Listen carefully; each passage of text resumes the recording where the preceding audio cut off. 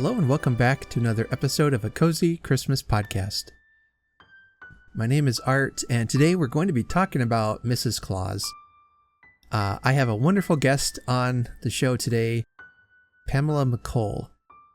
A few years ago, maybe it was last year, she wrote a book called "'Twas the Night Before Christmas." It was a look at all the art and history and development of that poem, and she really digs deep into its history. And that was such a fun read. And now this year, she's written two books about Mrs. Claus. One is very similar. It's a historical look and development at the story, the art, the literature of Mrs. Claus and how that's developed over the years. But then she also has written a book called "What Would Mrs. Claus Do?" It's kind of an interview discussion with Mrs. Claus and discussing the important things in life and how does she answer children when they ask hard questions, and kind of a Mrs. Claus philosophy almost. So these are both books are on sale beginning September 20th, and I would highly recommend them to add to your Christmas reading list. I'm excited because it gave me a few more stories to read down the road. So you'll want to keep an ear out for those as we read some more of the early stories of Mrs. Claus. The interview goes a bit long, so that's really what all this episode will be. So, but I invite you to stick around for this conversation, and I'll pop in at the end to wrap up a few things.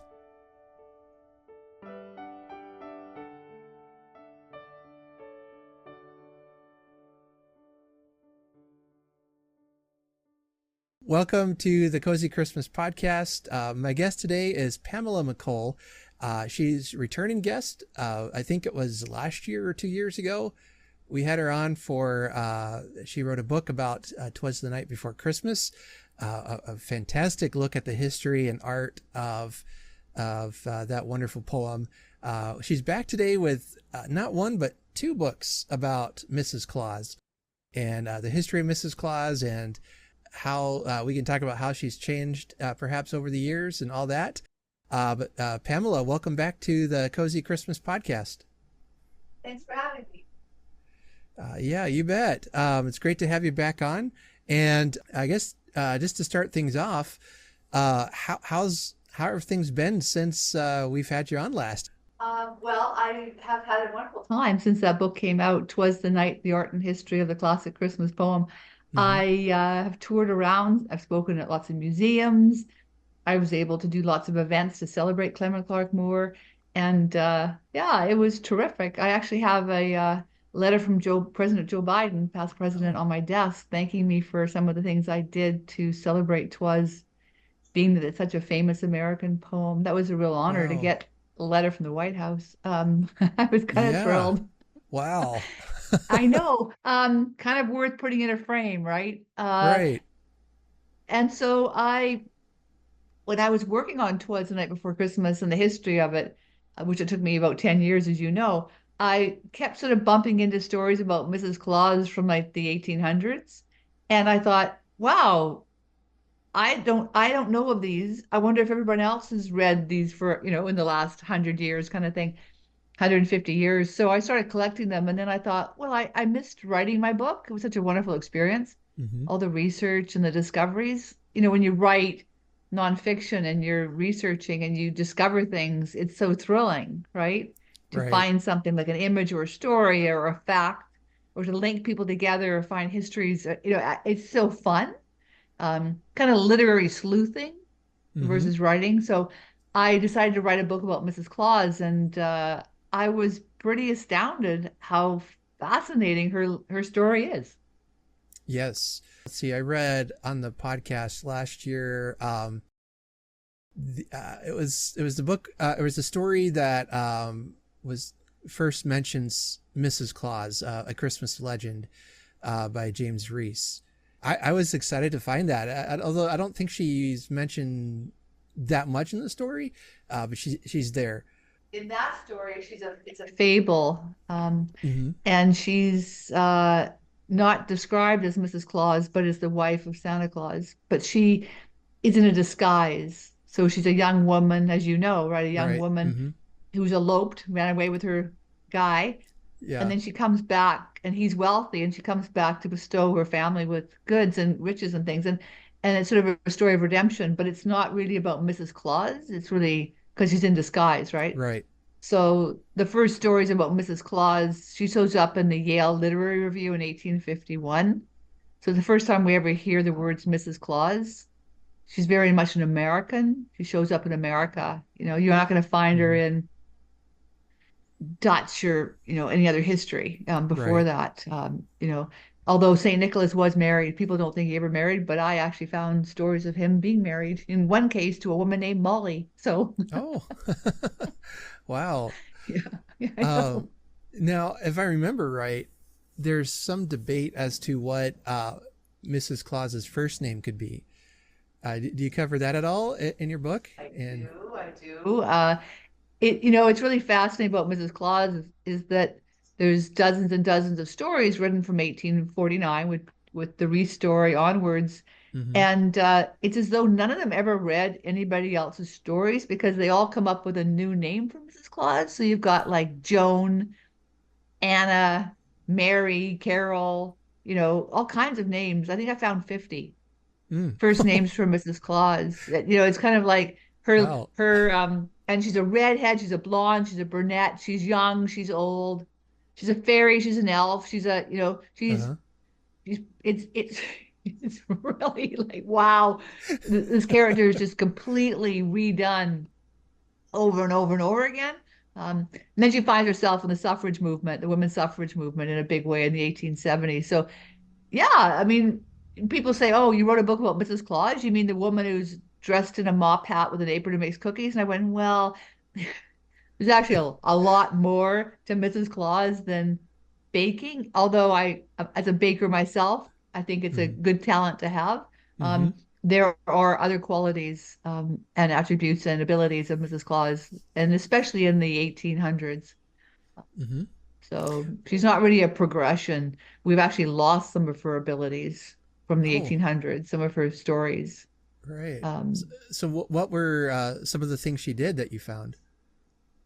well, she had this magical ability to whisper into people's ears. So if there was a wish from a child that couldn't be put into a sleigh, Mrs. Claus would go down into the world and whisper in people's ears who were in a position to help. So there's this one lovely story where she takes the reindeer and she flies down to this house and she whispers in this little boy's ear to ask his benefactor to help out a poor family. And so Mm-hmm. the young boy, goes to the benefactor and says, or his uncle, and says, "Could you help out this family?" And they do. But that's Mrs. Claus. So she can hear wishes. Mm. The other thing that I think we've lost is that her godmother was Queen Mab, Queen of the Fairies. And then Queen Mab as you know, from Shakespeare and everybody, Mm-hmm. lots of people wrote about Queen Mab. She gives Santa Claus and Mrs. Claus a gift of gold, a bag of gold when they're married. And that enables Santa Claus to buy anything he ever wants for the toys for children. So Mm. it's through the magical fairy world of Mrs. Claus's godmother and in fact Mrs. Claus that Santa's bestowed with this treasure, right? So Right. Mm. those kind of things, which we don't really have in our current stories or Christmas lore around Mrs. Right. Claus. Right. So I'm thinking of there have been some more modern movies that have and stories that have kind of shown Mrs. Claus taking a more active role, and then you see pushback against that, like, oh no, she has to stay home and bake cookies, kind of. Well, it sounds like you said, we've lost some of that, and maybe we're regaining that, hopefully. Yes. I mean, she was out there on her own in 1870s, flying around doing things, meeting nasty Yeah. elves and telling them to shape up and ship up. She was taking on Santa too, in a way. And then, of course, the suffrage movement, she definitely was Mm. written into multiple stories about the role of women inside and outside the home and the Mm-hmm. perils, dare you leave home, that Mm-hmm. could befall. And then there's one story where Santa plays tricks on her and she goes off. She wants to go and deliver the presents, and he substitutes the presents in her sack for, I think it's a bag of flour and it's a turnip. So she presents a turnip instead of a present. When they Uh-huh. unwrap it, it's a turnip. So he makes fun of her for leaving the home. Sure. So But if you look at the 1900s, the 20th century, and the way Mrs. Claus, it's at some point she kind of goes flatline, and there's sort of a stereotypical Mrs. Claus, I think. Mm-hmm. Not Mm-hmm. sure exactly why that happens, but there's still in the 20th century stories where she's fighting for more. But I find, having worked so much on Mrs. Claus and Santa and Christmas and Twas, these two characters are rooted in the legend of Saint Nicholas, the concept of anonymous giving, the Mm-hmm. concept of giving without the need or request for thanks, right? Mm-hmm. Acknowledgement. So I find it kind of hard that Mrs. Claus, who represents this incredible, benevolent, kind value system, should be snarky in some stories and sort of demanding she gets recognition. It's kind of not what the character's about. So I think people who do that to her are kind of missing the point, Yeah. right? Yeah. Yeah, exactly. I mean, Yeah. she represents. I used to walk around. I've been to 6 Santa Claus conventions, so I've met probably 3,000 Santas and probably 1,500 Mrs. Clauses in the last 2 years, Mm-hmm. all over America. And I was used to run around going, "What's the essence of this character? What do you think?" And then that's kind of an unnecessary question because she is the very best of all of us. She represents the very highest levels of benevolence, kindness, generosity, compassion, selflessness, all of these really great, great, great qualities. That's what she is. And so for Yeah. her to be running around so snarkily going, well, I want my thank yous, or I want my turn, or it's not really Yeah. what she's about. Right. Right. Yeah. Well, what I find interesting is that, I mean, would you say there's not really one definitive text introducing her, or has it been kind of a like a group effort in creating this character?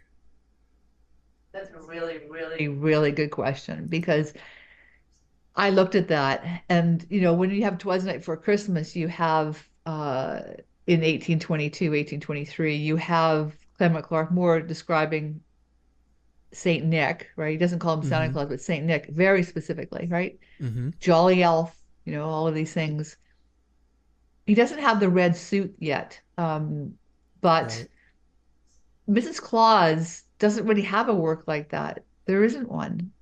Mm. I think this is the most important works are the ones would be the 1888 Catherine Lee Bates Goody Santa Claus on a sleigh ride, Mm-hmm. and that's really important because Catherine Lee Bates is such an important character figure that everyone Mm-hmm. read her, um, and I think that sometimes you look at sort of where these things were published. So the Family Circle magazines of the 1960s, some of those stories were very influential because they were read by so many people. So there were a few stories in there where she's illustrated and talked about more as the cookie baking kind of Mrs. Mm-hmm. Claus. And then I think the other one is Angela Lansbury in 1996 in the Santa Claus, Mrs. Santa Claus, Mm-hmm. that movie.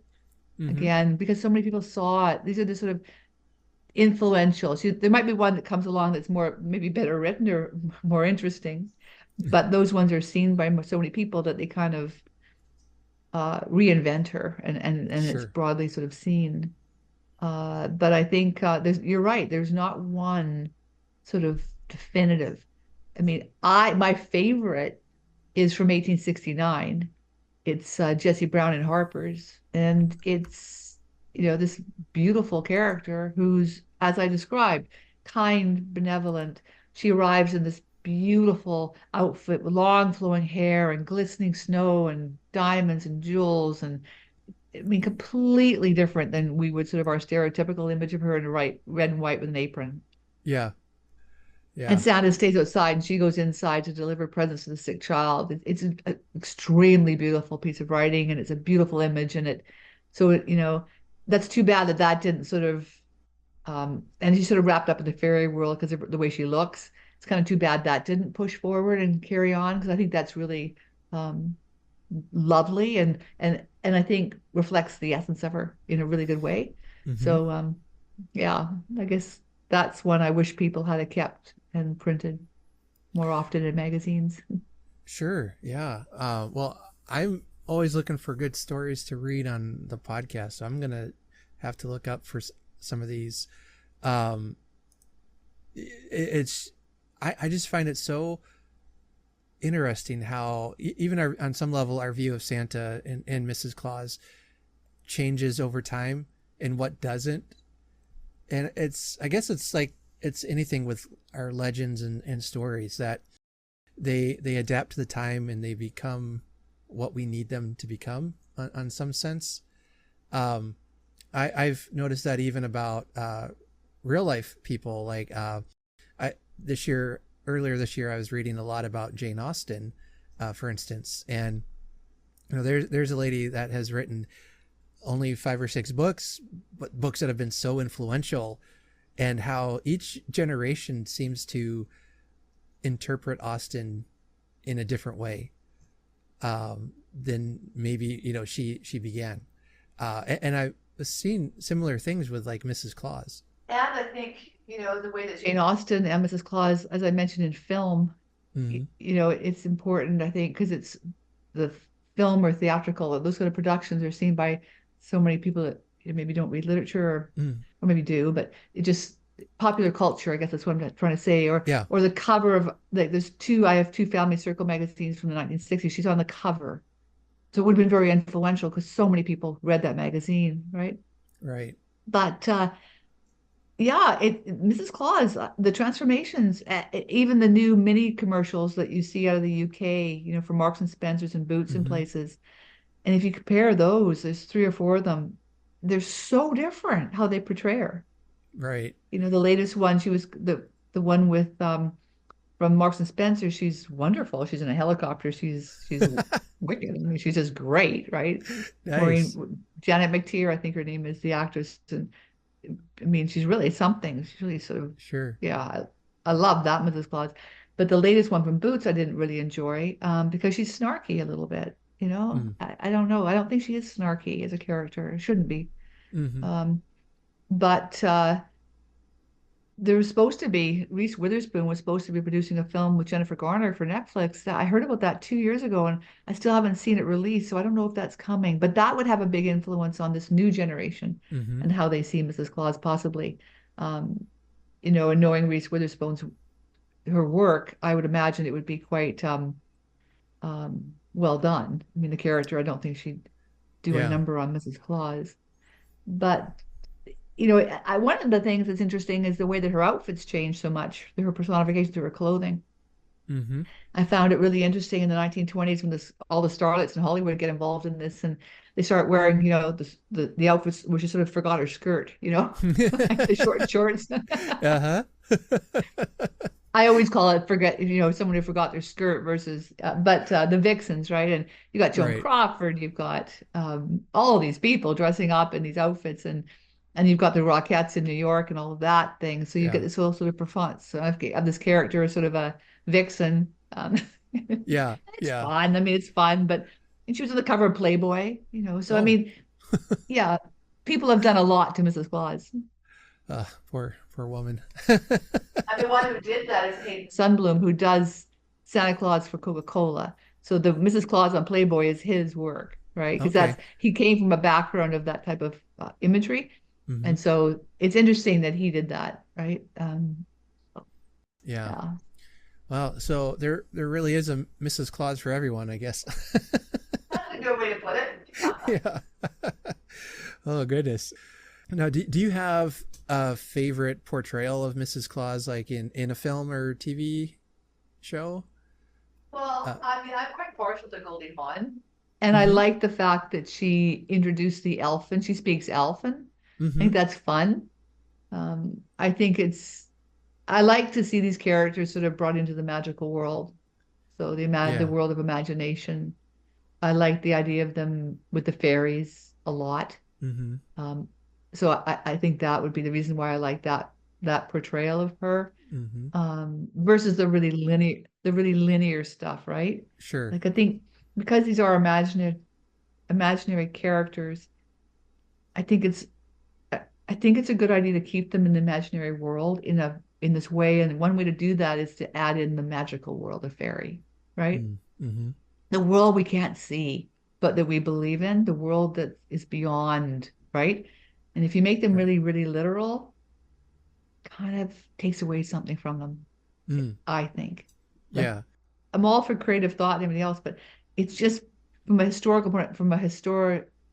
point of view, it's kind of interesting that if I was going to write about a character, I think I'd take a look at what's been written about her before and not just sort of just come up with my own complete thing.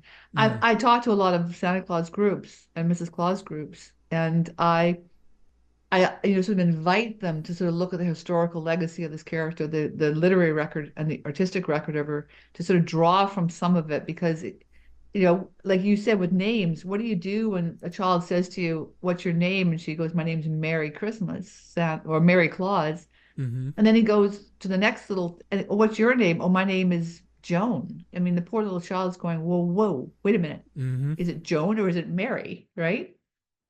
So what I tell Santas and Mrs. Claus to do is I say, if you're asked the question, the best answer is to say, the only one who calls me by my first name is Santa, and Mm. everybody else calls me Mrs. Claus, right? There you go. I like And that. then you're out of that sticky little situation of like, what's my name? Yeah. Yeah. Or she might have just a really long name, like you know, uh, Yes, Mary Joan, Jessica. yes, Yeah, you were talking about Goldie Hawn. That's from the Christmas Chronicles yes. movie. Yeah, that's actually one of my favorite portrayals of Santa as well in that film. At least the Russell. first one, Kurt Yeah. Russell. Yeah, yeah, that was one. My whole family, we all enjoyed watching that. That was a good one. Yeah. So your your book here, it's called Wondrous Mrs. Claus, literary and pictorial review of the Christmas character. It's kind of what we've been talking about, that historical look at Mrs. Claus. When will that be out? September 20th. Oh, September. Yeah, I just saw that. There we go. September 20th. So this will be out probably a little bit past that, but the book's on sale now then. You can always pre-order as well if this comes out before then. But yeah, and then you've written a second one about Mrs. Claus called "What Would Mrs. Claus Do?" What can you tell us about this book? Well, I decided to sort of zero in on the essence of this character, what she's really all about, from Mm-hmm. my point of view.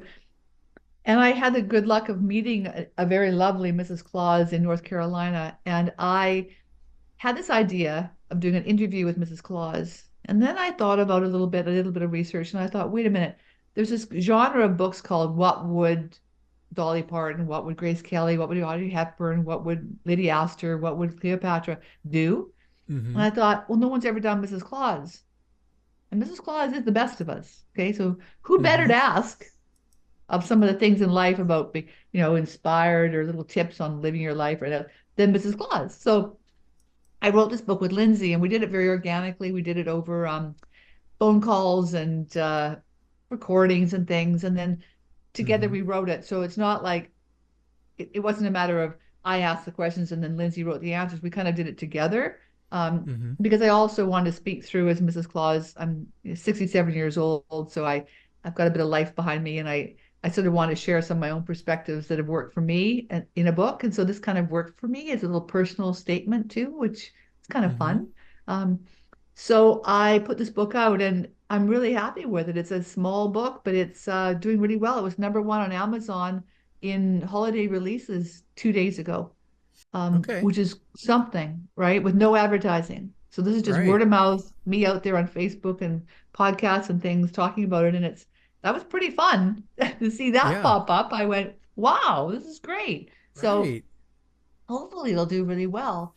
Yeah. And not just that, hopefully people will actually read it and gain something from it because it's got lots of things in there that, are it's not just light. It's also got a bit of the heavier things that people experience at Christmas, including the loss of a loved one, the missing of someone, Mm. um, all of that, Mrs. Claus, because in real life, Mrs. Claus does encounter those things with children where they'll say, all I want for Christmas is my grandmother back. I don't care about presents. I just want my or my dog back or Mm, whatever. How does Mrs. Claus reply to that? Um, or I'm feeling down and I'm out, I just don't feel very good about the holidays, or can I skip it this year? Like there's just things that Mrs. Claus can come to the conversation because hmm that's in real life. This is the job of Mrs. Clauses who visit these communities. They Many of them are trained in grief counseling, in special needs, and all kinds of things. And I find it fascinating that people don't realize the work of the Santa Claus and Mrs. Claus community in the world throughout the year. hmm These people who are mainly volunteers, I mean, some of them do it and they're paid to do the photography and that kind of thing, but they take it seriously. They go to classes and schools all the time and hone their skills and offer support to one another. But they're in every community because just think of it. Every community has somewhere you can take your child to have a picture taken with Santa or Mrs. Claus. hmm Most communities have like a breakfast with Santa or Mrs. Claus. Most people have a parade or an event. And these people who come to these as these characters, they've done it for like decades, and they're really good at it, and they're everywhere, spreading this spirit, this you know, generosity of spirit and benevolence, not only to children. And I find that really, really amazing. They need to be applauded for sure. Mm. And don't know if I have it in me to be one. I don't know. I've never acted in my life, so I'm not sure if I can do it. Well, I have a hope someday to be able to be a Santa Claus like that, to volunteer. I'm working on the white in my beard right now, so One of my uh, favorite stories is a woman out of San Diego, hmm and her husband, I think someone had died or something, and the boss said, "You're Santa," to her husband. Get the costume. You got to do it because there's nobody else. hmm And he was at home getting ready to go to this event, and he turned to her and said, "I just don't have it in me. I'm just not. This isn't hmm me. I don't. This isn't how. I don't think I'll do a very good job." And he said, "Well, you have to go because it's like 2 hours from now. What are we going to do now?" And she said, "I'll do it." So she took the costume, went in the bathroom, got herself dressed up, looked in the mirror and went, "Oh my God, I'm Santa Claus." yeah, And she's one of the very best Santa Clauses out there. yeah, She's amazing. She said something happened to her when she put on the suit. Just, I'm Santa. There's yeah, two females that I know of, on a professional level who do yeah, Santa Claus. yeah. But I've why heard, not? yeah, I've heard that. Yeah. And I think it's fine. It's a character that can lend itself to really to anyone. Um, I mean, vice versa. If some man wants to be Mrs. Claus, well, okay. maybe I'll be a bearded If Mrs. Claus. There we yeah, go. right. I actually think if I ever do this, I'll go down this path. I'll probably be Queen Mab, Queen of the Fairies, because I like all of that. Yeah, Um, right? yeah, right. Yeah, I don't think she has to say much other. She has to just wave a wand. It's there you like I'm go. good. Not Right. solve the world's problems. So I And we maybe, have a lot. That's oh goodness. yeah. Yeah. So is what would Mrs. Claus do? Is that book out now, or is that still Same day, pre-order? September 20th. 20th. Okay. Yeah. Well, that's especially exciting to see that hit number one even before it's out. That's Yeah, for new holiday releases. And I was like, wow, like no one's even read the book. That's right. great. So Yeah. I think I'm so happy with myself that I was able to recognize in this genre something missing, right? Yep. And then fill it. So this is good. Yeah. Now, on the cover of What Would Mrs. Claus Do? Is that Lindsay Stewart? Yes. Yes. Yes. I was at a Santa Claus convention in Dallas and I looked across the room and this woman with her peppermint purse and her full on, she's in her 30s, Mm-hmm. but in her full on outfit, right? The wig, the whole nine yards. Mm-hmm. And she stayed in character the entire convention. Not everybody did, not nobody else did that, I don't think. And Right. she has this wonderful laugh and giggle and way about her. She's very magical. I think she's in the Renaissance festivals. So she doesn't just do Mrs. Claus. She has a full-time job. I think works in a medical office. I think it's a receptionist or something. Oh, So this is weekend work, right? yeah. But she also has an education. She has a degree in English literature. So I thought, okay, well, she came to my table and I said, let's do something together. And I'm a publisher, writer. And so she said, Hmm. sure. And I said, I love the twinkle about you.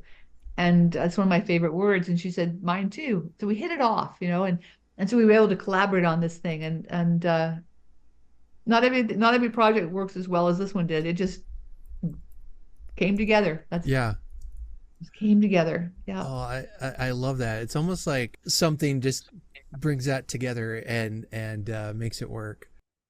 Yeah. I think just respect for each other and the whole process and wanting to do something that really honored this character, like Hmm. really brought her out as if you were going to call up somebody and you needed a bit of help here, a little bit of inspiration, a little bit of advice, Hmm. what better person to call than her? Like, Right. right? Yeah. Live forever, you know? That's right. So, and we called it like where there's a wish, there's a way, because I think this wish concept, a lot of the inspiration in the book is about wishing, you know, and Charles Dickens had a lot to say about wishing. He didn't believe in wishing. Mm, He was more of you want something to happen, make it happen. Don't sit around wishing about it. I right. think you need to identify your wishes because what do you like at the end of the book, we write and we say, maybe it's time that you wrote a letter to Mrs. Claus. What is it you want? What is it you wish for? Because we don't identify sometimes when we're older. What is it we wish for our lives still? We sort of give up on dreaming and wishes, and you're never too old to do that, and never too old to write a letter to Mrs. Claus, even if you don't send it. But identifying wishes and desires instead of just going through the day, and all the things that we all deal with every day, right? Sort Hmm. of, what do I really wish for? Right. So I I was mean, reading about Charles Dickens. Really mhm. interesting what he said about wishing. I mean, he was just the kind of guy who would, want something and go and get it, Yeah, or go and do it. Um, yeah, but yeah, there's something about wishing that lends itself then to imagination. Um, I mean, yeah. there's some level too about that, just going out and going for what you wish for. But yeah, I can see that, with what she's trying to say there in the book and with I that mean, for me, it's Jiminy Cricket, right? Jiminy Cricket. yeah, It's Disney. I mean, Disney's all about wishes, and the yeah. whole so Jiminy Cricket, standing on a rock, sort of wishing upon a star. I mean, I guess I grew up with that as a child, and it's never Mm-hmm. left me. So I think, Mm-hmm. you know, Well, yeah, and that's really what a big part of Christmas, is that wishing. W- Look, staying up on Christmas Eve, trying to see if you can find Santa, or wishing for that present the next day, or as you get older, that you're not maybe so much motivated by presents, but I mean, I still am, but but that family time, you're hoping it will go well, and you get to see your kids again and all that. A lot of yeah, wish fulfillment even, but that's really yeah. at the heart of Christmas. Yeah. Yeah. And coming into Halloween with the Great Pumpkin, I Mm-hmm. think this is the 60th anniversary of Charlie Brown's Christmas, and so there's a lot on December the Yeah. 9th, so there's lots of people celebrating that. But I think too, the impact of the Great Pumpkin and Linus waiting in the pumpkin patch, when he says if, and then he goes, Yeah. "Oh, I've said if." I'm not a true believer. It's kind of like the Yeah. wishing. I think, you know, these kind of stories or these images are so important to children. And I mean, I retain Jimmy Cricket and Linus in the pumpkin patch, right? True Right. believing, like Yeah. compared to that, Yeah. so important. I know in Charlie Brown's Christmas, Sally writes a letter to Mrs. Claus, Mm-hmm. you know. That's right. Yeah. And so, even there, but it's fascinating to sort of track Mrs. Claus's life. And her story, literary, her history and her art. I always do this thing when I work on projects like this where I'll pick someone I love, like Garth Williams, the illustrator of Stuart Little and Charlotte's Web, Mm-hmm. and I'll go and see if he did Santa or Mm-hmm. Mrs. Claus because I love his work, and I'd love to see how he'd do it. And sure enough, he did. In Family Circle, it's on the cover. It's one of these issues, and he does write. He wrote the story and illustrated it Oh, neat. of Santa Claus, and he never published it as a book, and so you'd have to buy that old edition of that magazine to ever see it. But so it's fun, when you take people you love and go, you know, how can I connect them to this? And because everybody seems to come to Christmas at some point, right? Mm-hmm. Everybody. Yeah. You mentioned that you're really big, or you've read a lot of Dickens, and I always Mm-hmm. think it's interesting that Norman Rockwell's contributions to Dickens by bringing out his series of takes on Christmas Carol and Saturday Evening Post in the 1920s, how Mm-hmm. important that was in reviving Christmas Carol again. Mm. And everywhere you go, I mean, this Christmas Carol is performed everywhere. It's Yeah. so popular still. Right. But some of that credit goes to Norman Rockwell, I think. Interesting. It's kind of interesting, right? The Yeah. power of art, um, and the power of media and these magazines like Saturday Evening Post would have been so popular. Yeah. So yeah, Yeah, I was just looking down because I got a Norman Rockwell Christmas book down there that I actually haven't read yet. But I just picked it up not that long ago at I think it was a library book sale. right. And so now I want to look in there and see if it contains any of those pictures and really take a look at that. Yeah. He never illustrated "Twas the Night Before Christmas," unfortunately. Norman Sure. Rockwell didn't do that, but he certainly did a painting called "Twas the Night Before Christmas," and he did lots of images of Santa Claus. Yeah. The very first one he ever did was for Boy Scouts magazine. It's in my book, "Twas the Night," Mm-hmm. and really early Norman Rockwell. But he never did "Twas," which is unfortunate. Right. And I'm speaking again this year at all these different museums in Connecticut, Rhode Island, Massachusetts, Maine, New York. And because it's the America 250, I'm kind of bringing all these people into it. And Norman Rockwell is one of the people I speak about Sure. because I picked 12 people who I think are really influential, but not just influential, people that I really enjoy studying and reading about. And one of them is Washington Irving, of course, Mm-hmm. and 12 other people that sort of made a contribution to Christmas in America. Mm-hmm. Well, that Yeah, sounds really neat. Maybe a good idea for yeah. another book. I think I need to retire soon because I have a lot of books and Okay. I need to focus on marketing and selling books. I've got to There stop you go. writing more books. But uh, yeah, it's yeah. like there's things I would do, but then you come a point, right? You sort of think to yourself, like this, especially in this day and age, because it's tricky to publish because you've got to deal with shipping issues and just all Yeah. kinds of things, right? That Yep. we didn't have before in publishing. I've been doing this since 1995, so I've been in this a long time. And I think now maybe looking at audiobooks might be kind of fun. Um, Mm-hmm. Something like that could be Mm-hmm. great. So I do Yeah. love doing podcasts. I love doing these kind of things. So I think audiobooks might be a better way to go. And then I don't have a garage full of boxes of books. I love audiobooks. I either am reading or have something plugged in, or I'm Yeah. listening to a book. Yeah. Um, Yeah, I've never done one, so I've got to look into that. But I'd like to do What Would Mrs. Claus Do with Lindsay and mm-hmm. do it as a audiobook because I think it would be really magical. Yeah. And I've just got to figure out how you do that from a business point of view. But I will figure that out next year, Yeah. maybe. Yeah. I Yeah. was just thinking that might really be a logical first step there. Yeah.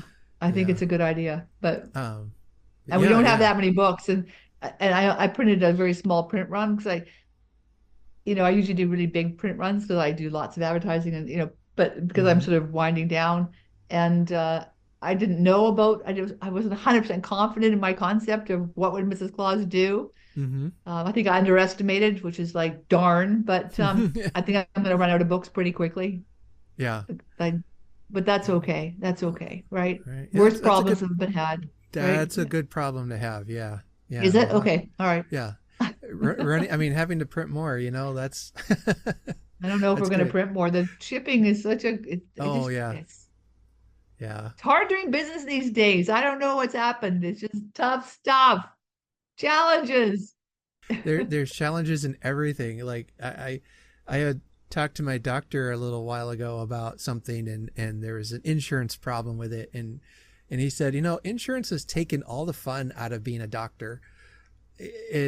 he's like, I've told my kids, don't be a doctor when you grow up. It's just not fun. You have to deal with these Oh, people.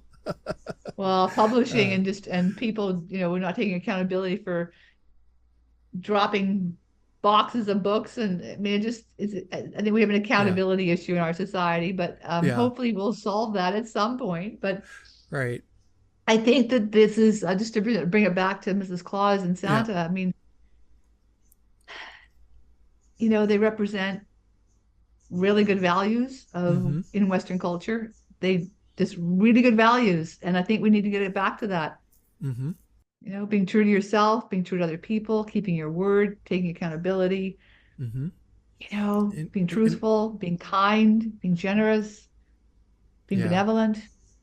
I was and thinking about this, and it sounds kind of crazy, but I actually am a better person, and I'm actually a better grandmother after working on Mrs. Claus because it hmm, reminded me of a few things, how to speak to a child, how to maybe give without looking for someone to thank you. Like, how often have you mm-hmm, given something to someone and gone, they didn't thank me. I didn't get a thank you card, or I didn't get a phone call from that present, and yeah, that is not the way Mrs. Claus operates, right? right, You don't need to yeah, have thanks. And when was the last time you wrote a check for $100 and just, or gave someone $100 and didn't even let them know it was you, or dropped mm, off flowers, or, we're always looking for gratitude. And so I think, not to be saint-like, but a little bit better in life, right? Just a mm-hmm, little bit better. And one of my very favorite images is from a Life magazine from 1910, and it's Cole mm-hmm, Phillips, and it's of a Mrs. Claus on the cover of Life magazine,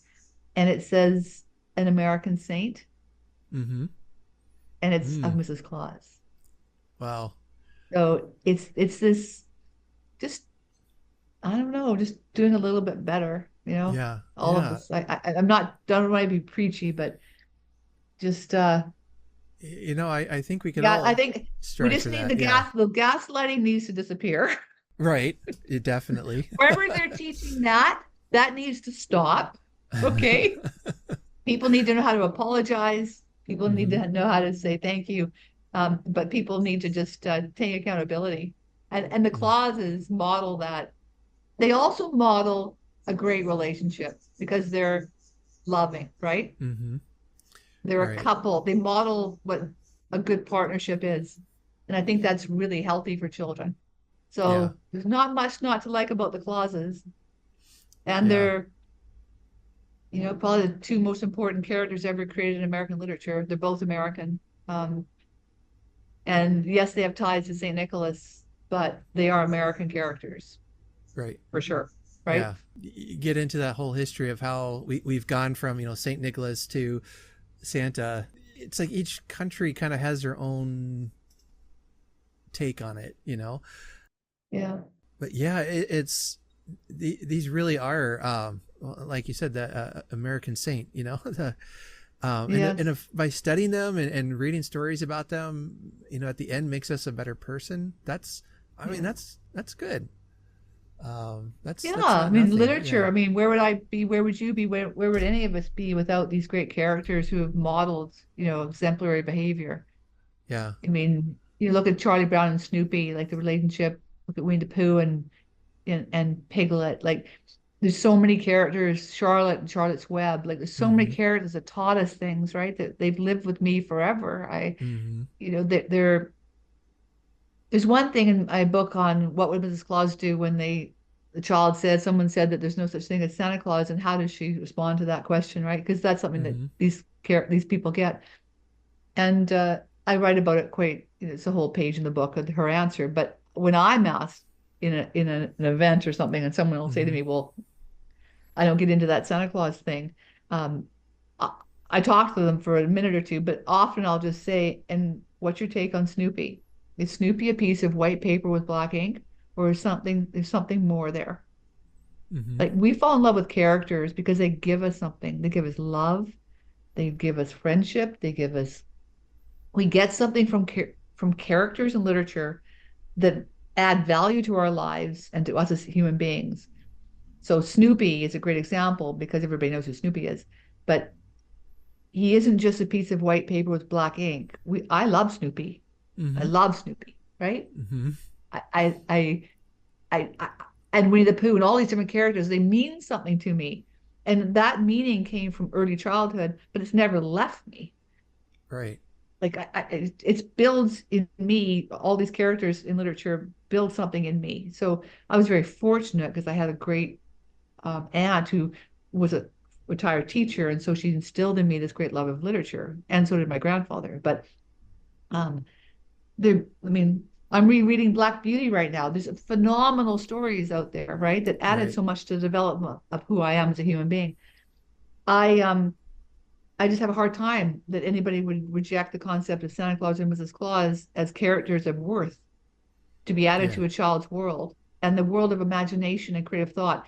We live in a colorful world of imagination and thought, and to not have imagination, I just can't imagine how you'd get through life, Yeah.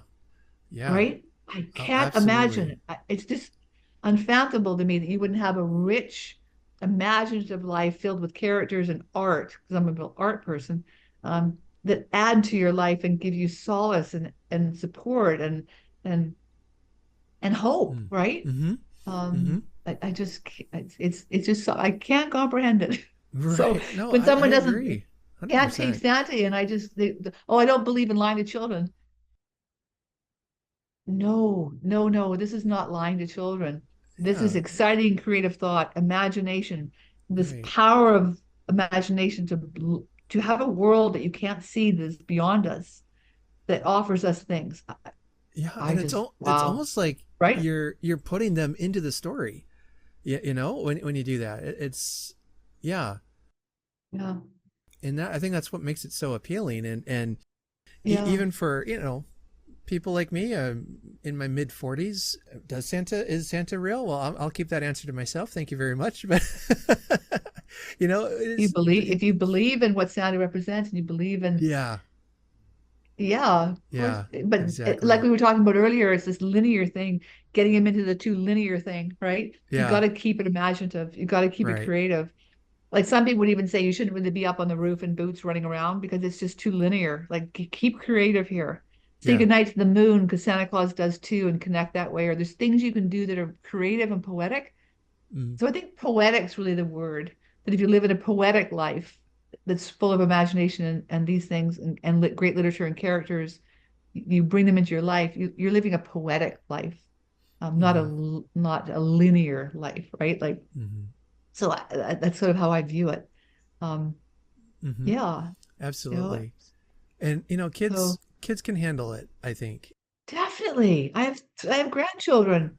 I have a 4-year-old granddaughter just turning 4, having a fairy birthday party, full on, right? Mm-hmm. Um, yeah, yeah. Creative Yeah. thought. Where are we without imagination and creative thought? Wow, right? Yeah, when my kids were little, we didn't do the Elf on the Shelf, but we had and I don't know actually if it was before or after that time started, but we had this little snowman and we called him Flaky, and he was the naughty snowman. And so every morning, more or less, during Christmas time, they'd wake up to see what naughty thing Flaky had done the night before. And it's, we weren't Yeah. lying to them. They caught on pretty quick about the story and about what was happening. But it was something they looked forward to. And it was just that daily imagination thing that we still, we'll still unpack Flaky once in a while at Christmas time. And we'll have such fun memories thinking about all the things he did. It was great. That is great. It's called play. Yeah. Children Yeah. make believe all the time. They rehearse things out through play. They learn from play. They enrich their lives. It's, Yeah. I mean, what is It, art? Art's creative thought, art's imagination. I mean, I just can't imagine a world without art or literature. I just no, me can't, I either. can't imagine it. It would be so hard, Yeah. right? Like, Yeah. Yeah. yikes, Yeah. right? Definitely. I mean, you can pick up you can pick up Dickens, you can pick up Jane Austen and be with one of these characters in a really intimate way by reading. And Mm-hmm. it's just, wow, right? Yeah. Yeah. It's one of my favorite lines in A Christmas Carol is when Dickens writes, I think it's about the ghost of Christmas past, that he was as close as I am to you now, and I'm standing in the spirit by your elbow. And I always get a little shiver about that. It's just like what a creative, imaginative line that is, and how is there truth to that? Maybe is he still there in spirit, reading the story with us? I like to think about that. Yeah.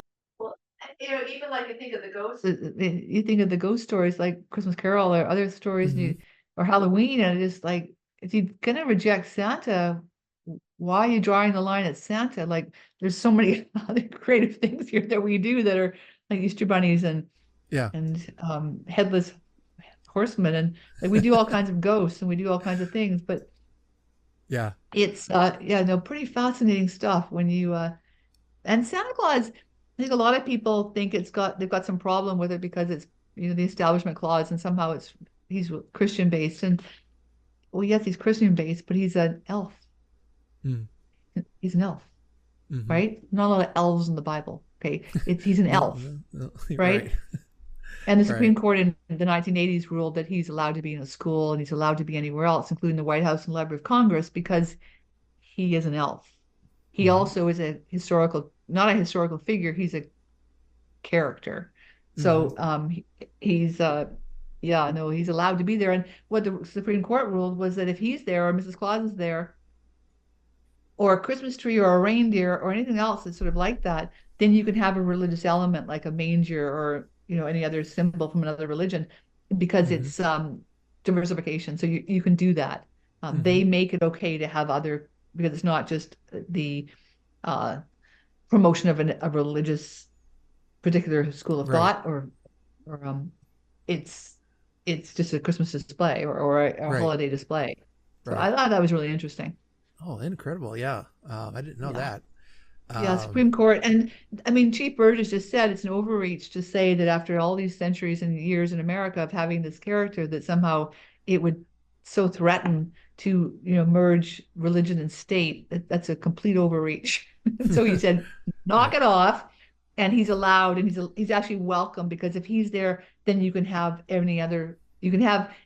religious, secular and non-secular elements on a Mm. Christmas, on a holiday display in a school. Mm-hmm. um, Really interesting. Yeah. Yeah. Well, there's always more to talk about and dig into Christmas history, it sounds like. So Yeah. that'll keep me I've busy been for a while.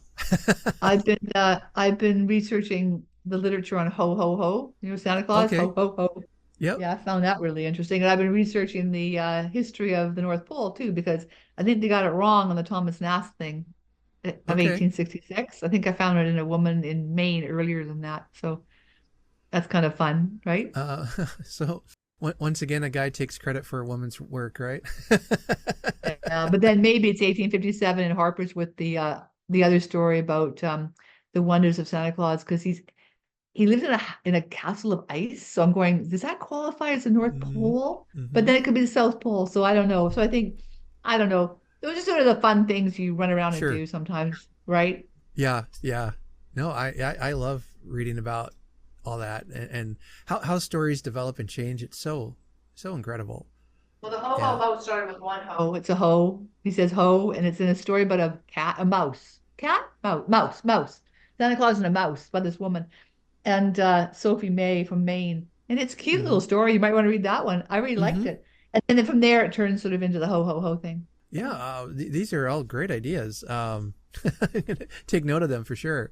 You want to read something really, really beautiful, read Libby Custer's I researched the Custards in a really big way last summer. I spent the whole summer reading everything, and I went to Monroe and looked at all their Mm-hmm. archives and everything else. But because Colonel Custer dressed up as Santa Claus at their Christmas parties, I found that Mm. really interesting. I was trying to find a photograph of him as Santa Claus, which I couldn't find. I tried, Oh.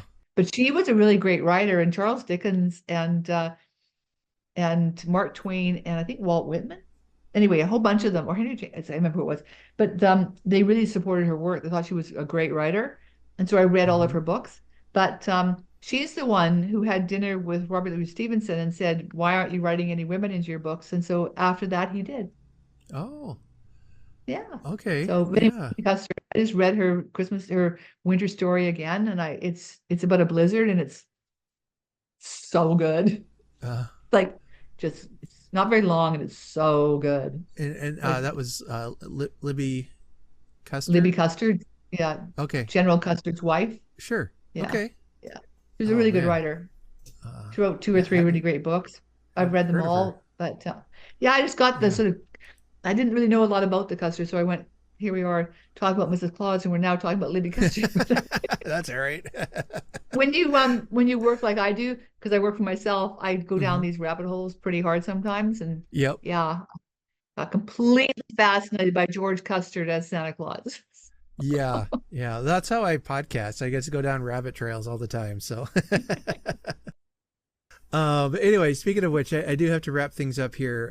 Yes. But thank you so much for coming on and talking about Mrs. Claus and your books. I will make sure to have those linked in the show notes and all that. Great. I based on what you wrote for the 'Twas the Night Before Christmas, I have no problem recommending these books as well. I'm looking forward to getting my hands on them. So thank you for coming on and talking about Mrs. Claus. Thanks. Thanks for having me. You bet.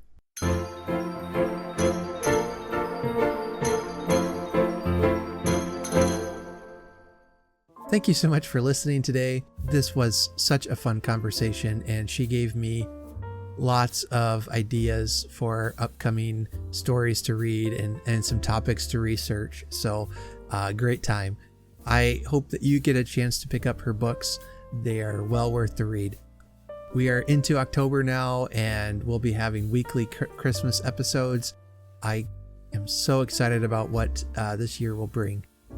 As I reflect on our interview, I hope that you haven't lost the wonder of Christmas, that you still look for the magic that's there. And I hope you have a Mrs. Claus in your life who brings you joy, that fuels the magic, and maybe will even bring a cookie or two your way. So with that, be sure to check out the show notes, as there are links to where you can buy Pamela's books, as well as other ways to help support the podcast. If you're able to post this on your social media accounts or share it with a Christmas friend, to subscribe and leave a review for the podcast, that's so helpful. There are also some ways you can help us out financially if you would so choose. Those are available options as well. So until next time, let us remember to honor Christmas in our heart and try to keep it all the year. Have a very Merry Christmas.